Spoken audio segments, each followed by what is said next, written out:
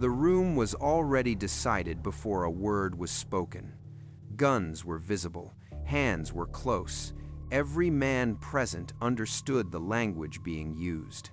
This was how the mob settled uncertainty surround the problem. Apply pressure and wait for fear to do the rest. That method had worked everywhere else in New York. It didn't work here.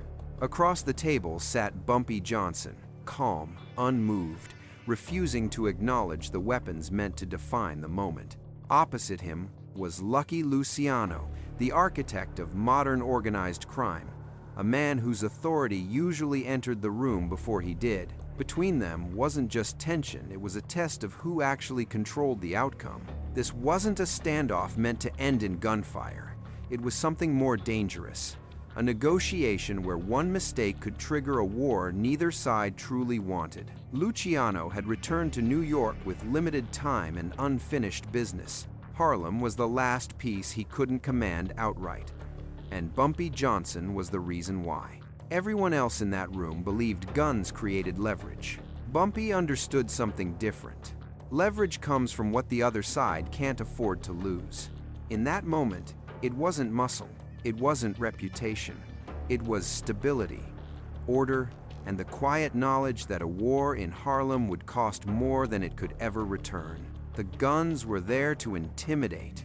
Bumpy's response was designed to expose how empty that threat really was. What followed wasn't loud, it wasn't violent, but it forced one of the most powerful mob bosses in history to reconsider his position in real time. Within minutes, the balance shifted, not because anyone fired, but because someone refused to react the way they were expected to. This is the story of the night Harlem stopped being a target and became a boundary. The moment when pressure failed and intelligence took control. By 1946, there were very few parts of New York the mob didn't already understand. Most territories followed the same logic. Apply pressure, install collectors, absorb the profits, move on. Harlem was different.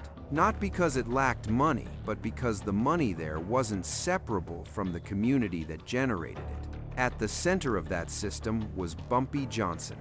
He didn't just oversee operations, he maintained balance. The numbers racket in Harlem survived because it wasn't imposed. It was trusted. Runners were locals. Payouts were reliable. Disputes were settled quietly. That kind of structure can't be seized by force without destroying the very thing that makes it profitable. This is where earlier attempts had failed. When outsiders tried to muscle in, the flow of money didn't increase, it vanished. Participation dropped. Information dried up. Enforcement costs exploded. Harlem didn't resist with violence first. It resisted by withdrawing cooperation. For a system dependent on volume and silence, that was fatal. Lucky Luciano understood this better than most. He had modernized organized crime by reducing chaos, not increasing it. And he knew that a war in Harlem wouldn't look like other wars. It wouldn't produce quick victories or clear winners. It would bleed money, attract attention, and destabilize relationships he needed intact, especially with federal pressure already closing in. So Harlem became the last unresolved problem. Not because it was weak, but because it was too integrated to break apart. Guns could intimidate individuals. They couldn't coerce an entire neighborhood into participating against its own interests. That's why the meeting mattered. This wasn't about threatening Bumpy into submission. It was about testing whether Harlem's system could be bent without snapping. Luciano needed access, not domination. Stability, not spectacle. And the only person who could offer that without burning the house down was the man sitting calmly across the table. Before any gun was raised, that reality was already shaping the outcome. Harlem wasn't a prize waiting to be claimed. It was a boundary waiting to be acknowledged. By the time this meeting happened, Lucky Luciano was operating under constraints most people in the room didn't fully appreciate. He wasn't planning for the next decade, he was planning for the next few weeks. Deportation was imminent. Whatever order he wanted to leave behind in New York had to be locked in quickly, cleanly, and without igniting conflicts that would spiral after his departure. That reality changed everything. A war in Harlem would not be a short war. It would draw attention from law enforcement, destabilize alliances, and force the five families to divert resources at the worst possible moment. Luciano had spent years transforming the Mafia from a chaotic, blood-soaked network into a rational system built on cooperation and profit-sharing. Starting a racialized, high-visibility conflict in Harlem would undo that work overnight. That's why he didn't send soldiers first. Instead, he sent an invitation. Choosing a meeting was not a sign of weakness. It was an admission of cost. Luciano understood that Harlem's numbers operation wasn't just lucrative, it was insulated. It didn't rely on Italian supply chains, Italian enforcers, or Italian protection. It relied on local trust. And trust can't be seized at gunpoint without collapsing the business itself. Across from him sat Bumpy Johnson, a man who didn't need to expand to survive. Harlem already worked. That asymmetry mattered. Luciano needed Harlem integrated before he left the country. Bumpy didn't need Luciano at all. Any deal, by definition, had to compensate for that imbalance. The guns in the room were not there to start a fight. They were there to remind everyone what failure would look like if negotiations collapsed. But Luciano's real leverage wasn't violence, it was timing. He needed certainty fast. And certainty doesn't come from fear when fear risks long-term instability. That's why this wasn't a showdown. It was a calculation. Luciano was testing whether Bumpy could be pressured into accepting an unequal deal or whether he would force a different equation entirely. The outcome would determine whether Harlem became another revenue stream or remained a line the Mafia chose not to cross. Luciano came prepared to talk, because he knew pulling the trigger would be the most expensive mistake he could make. The power shift didn't begin with words. It began with posture.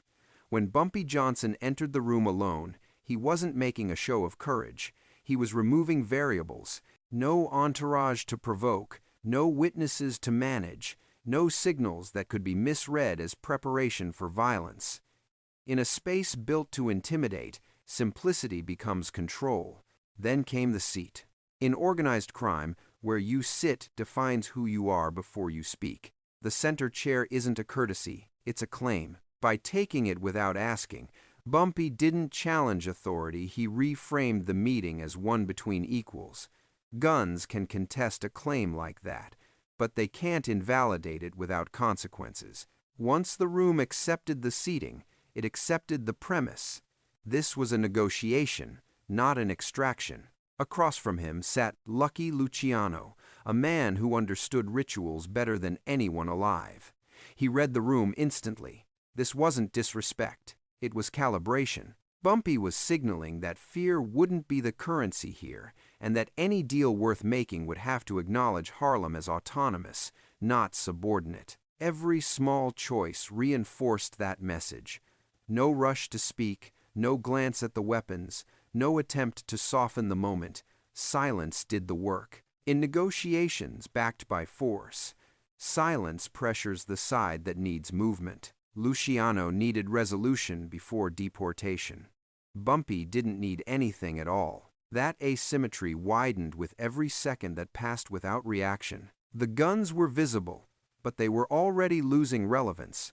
The longer nothing happened, the more they looked like liabilities, tools that could only make the situation worse. In a room where escalation would ignite a costly war, restraint became the strongest move on the board. This is the part outsiders miss. Power isn't proven by how quickly you can threaten, it's proven by how long you can wait. By controlling the tempo, when to speak, when to let silence settle, Bumpy forced the conversation onto terms that weapons couldn't improve. By the time the first offer was made, the balance had already shifted. The entrance, the seat, the calm, all of it, told the same story. If this deal was going to happen, it would happen without guns deciding anything. And once that line is drawn, even the most powerful mob boss has to choose between insisting and standing down. When the proposal finally landed on the table, it sounded reasonable on the surface. Order, stability, shared profit. That's how power presents itself when it wants consent instead of resistance. Lucky Luciano framed it as inclusion, an umbrella that promised protection and access, a way to fold Harlem into a system that already controlled most of the city. But structure matters more than language. The percentage wasn't the point. Control was. A cut that large doesn't just skim profit, it dictates behavior. It decides who collects, who enforces, and who ultimately answers to whom. Once accepted, the arrangement would turn Harlem's operators into managers for someone else's interests. The streets might look the same, but the authority underneath would have shifted quietly and permanently. Bumpy Johnson understood that immediately. He didn't hear a partnership. He heard a takeover with better manners. Protection that arrives uninvited becomes leverage. Capital that demands oversight becomes command. And once collectors appear, soldiers follow. That's how help converts into ownership. The guns in the room were meant to underline inevitability. This is where things are going. Choose the clean version. But inevitability only works if the other side believes it. Harlem's system didn't depend on Italian enforcement or Italian logistics. It depended on local trust and predictable payouts. Introducing outside collectors would fracture that trust and shrink the very revenue Luciano wanted. Force couldn't fix that without destroying the business itself. So, Bumpy didn't counter with emotion. He countered with clarity. He separated access from control. He acknowledged the value of banking, legal insulation, and connection services that added efficiency without touching the streets. And he rejected everything that implied oversight inside Harlem's boundaries. That distinction was surgical. It reframed the relationship from dominance to service. The Mafia could participate without presiding, earn without occupying, profit without parading guns where they didn't belong. In one move, Bumpy flipped the leverage. The only acceptable deal was one that preserved Harlem's autonomy while monetizing its stability. The room felt the shift. What had been an offer became a test. Would Luciano accept less control for reliable return, or insist on authority and risk a conflict that solved nothing? The guns suddenly looked like an obstacle. They couldn't enforce a bad deal without making it worse. Negotiations end when both sides recognize the same truth. Here it was simple. The fastest way to lose Harlem was to own it. And the only way to keep money flowing was to respect the line that couldn't be crossed. Once that was clear, standing down wasn't weakness. It was good business. The tension didn't break because someone shouted louder or threatened harder. It broke because leverage changed hands without anyone raising their voice. Bumpy Johnson never matched force with force. He matched certainty with proof, and that distinction mattered. Leverage, in its purest form, isn't what you can do to someone. It's what you could do and deliberately choose not to. By placing information on the table without turning it into a spectacle, Bumpy reframed the entire room. This wasn't blackmail, theatrics, or public humiliation. It was a private demonstration of reach, timing, and restraint. The message was implicit. Escalation was possible, but unnecessary. That restraint did two things at once. First, it protected the value of the meeting. Once threats turn loud, exits open, and deals die. Second, it exposed the real risk in the room, not to Bumpy, but to the system Lucky Luciano was trying to preserve before leaving the country. Any spark here wouldn't end with one man. It would ripple outward into docks, courts, unions, and alliances that took years to stabilize. The guns froze because they had become irrelevant. They couldn't improve the outcome. They could only make it worse. Drawing them now would confirm what Luciano was trying to avoid: a volatile front at the exact moment he needed order. The smartest move left was to accept the new terms or accept the cost of rejecting them. What's often missed is how narrow this window was. Leverage ages quickly. Use it too early and it looks desperate. Use it too late and it looks reactive. Bumpy's timing was exact. Enough to be undeniable, not enough to provoke retaliation. That precision is what disarmed the room more effectively than any threat. Silence settled. Calculations replaced instincts. The body language shifted not toward surrender, but toward acceptance. This wasn't capitulation, it was recognition.